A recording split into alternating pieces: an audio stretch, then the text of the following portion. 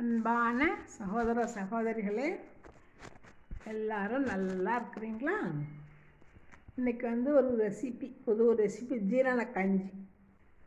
அது இந்த மழை காலத்தில் இந்த நைட்டு பாலில் சாப்பிட்டோம்னா ரொம்ப மணமாகவும் இருக்கும், நல்லா சாப்பிட்றதுக்கு நல்லாயிருக்கும், ஜீரணம் ஆகிடும்.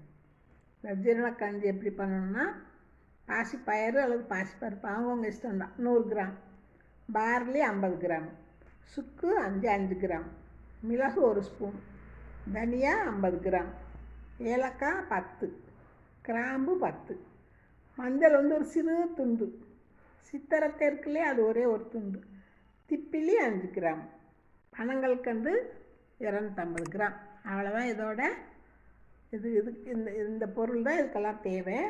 இது எப்படி செய்யணும்னா, பாசிப்பயிறு தவிர மற்ற எல்லாத்தையுமே வறுக்காமல் மிக்சியில் நல்லா பொடி பண்ணிக்கணும். இந்த பாசிப்பயிறு மட்டும் நல்லா வறுத்து எல்லாம் சேர்ந்து பொடி பண்ணி நல்லா ஸ்டோர் பண்ணி வச்சுக்கோங்க.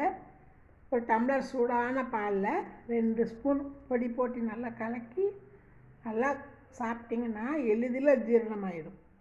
இரவு நேரத்தில் எல்லாருமே சாப்பிட்லாம், நல்லா மணமாக இருக்கும். இது நல்லா எல்லோரும் பண்ணி சாப்பிட்டு பாருங்கள், ரொம்ப நல்லாயிருக்கும், ஆரோக்கியமாக இருக்கும். அஜீரணமே இருக்காது இது சாப்பிட்டோன்னா. அதனால் எல்லாருமே செஞ்சு சாப்பிடுங்க. இந்த பதிவு பார்க்குறவங்க கேட்குறவங்க எல்லாருக்குமே நன்றி கலந்த வாழ்த்துக்கள். Thank you, good bye. அடுத்த பதிவில் சந்திக்கலாம்.